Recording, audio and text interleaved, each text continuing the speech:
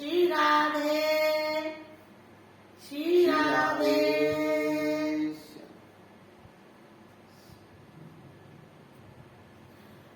तो आज जो मैं समझाना चाह रही हूँ आप लोग सुनेंगे।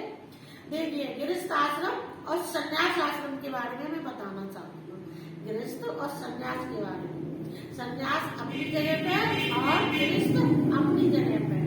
तो एक राजा थे, तो राजा थे, जो भी साधु संत उनकी नगरी में जाता था तो उससे वो एक सवाल पूछता था कि बाबा जी हमारे उत्तर दो कि गृहस्थ आश्रम बड़ा है या संन्यास आश्रम बड़ा है। और जो महात्मा उसे जवाब नहीं देता था उसको जेल में डाल देता।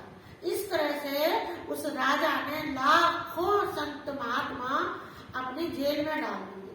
एक दिन क्या होता है, एक संत उसकी नगरी में जाने लगा तो कुछ लोगों ने कहा, अरे बाबा जी उस नगरी में मत जाना, वहाँ का राजा बहुत खतरनाक है, तुम्हें पता नहीं है, उसने तो लाखों साधु महात्मा जेल में डलवा दिए, तो आप वहाँ मत जाइए। तो उन्होंने कहा, वो संत माने नहीं, वो उसी नगरी में संत पहुंच गए।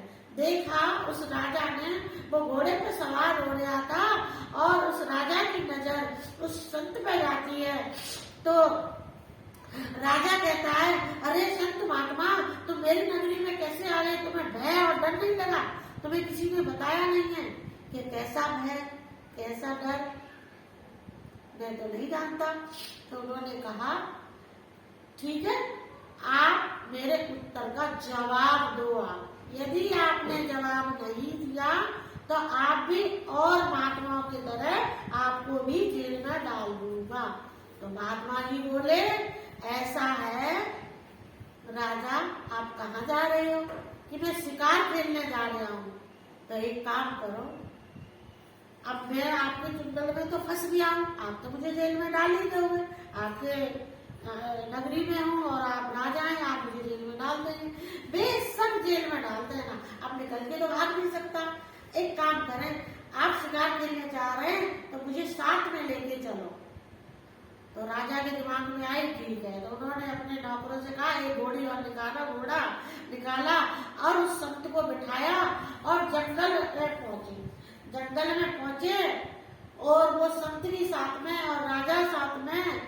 तो बहुत तेज वहां जंगल में बारिश होती है, इतनी तेज बारिश होती है कि ठंडा रहे, राजा और महात्मा दोनों ठंडा रहे।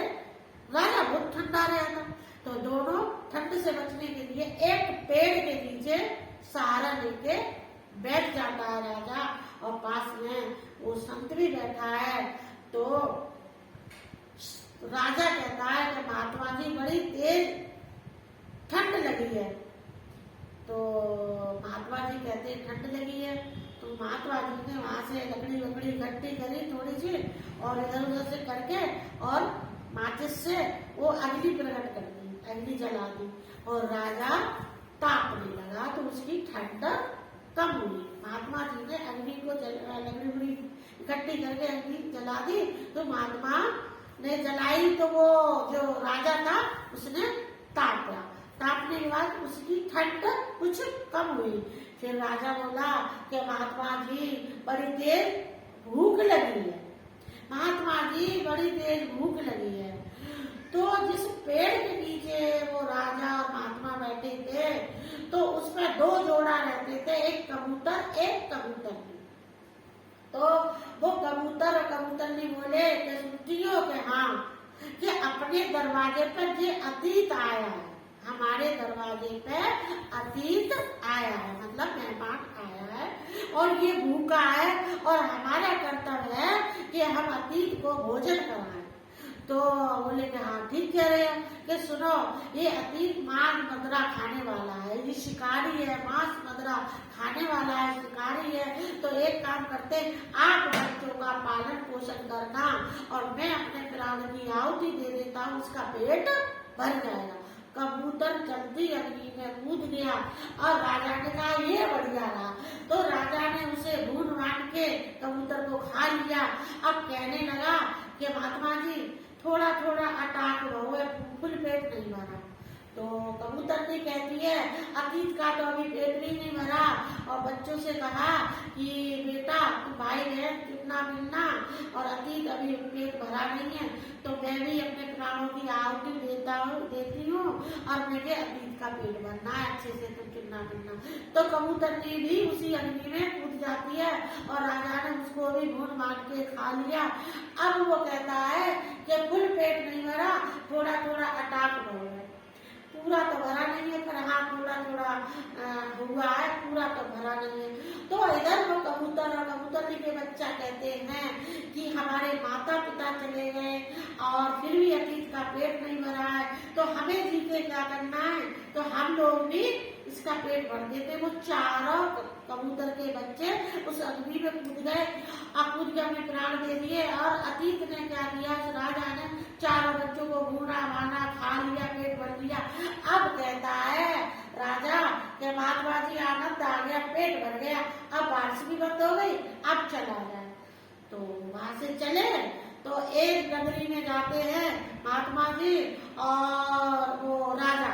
तो वहां देखते हैं कि बहुत एक बड़ा राजा है, उसकी बेटी की शादी के लिए बड़ी दूर दूर से राजा राजकुमार इकट्ठे हुए हैं, और उसको लड़की के लिए राजा ने कहा कि मेरी राजकुमारी उसी राजा से शादी करेगी जो खौलते हुए तेल में डूबक मार के बाहर आ जाएगा, उसी से राजकुमारी का विवाह होएगा।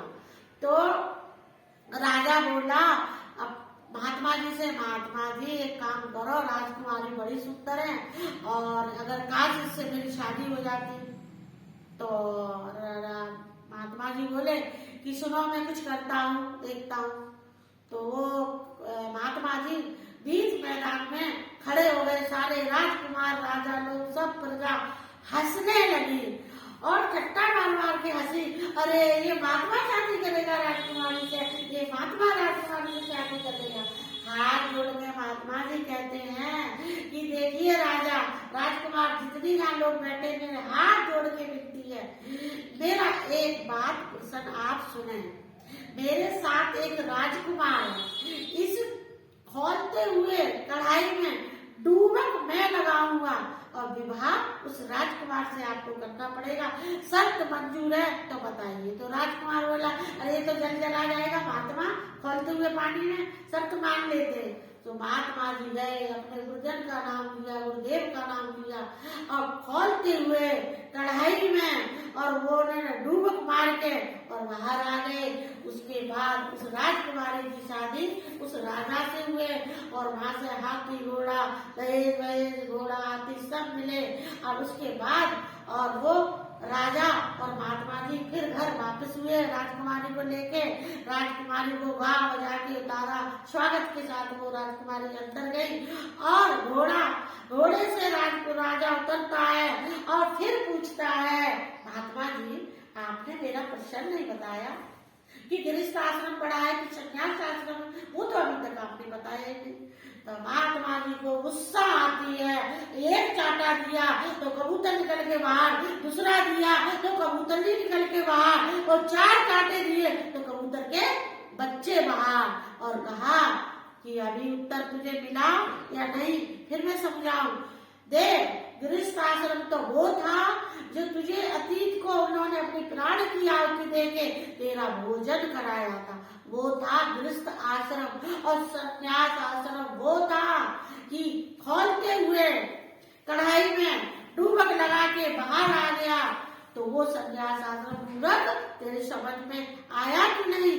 तो भाई बहनों, गृहस्थ अपनी जगह पे है और संन्यास अपनी जगह पे, दोनों ही आश्रम बराबर के हैं।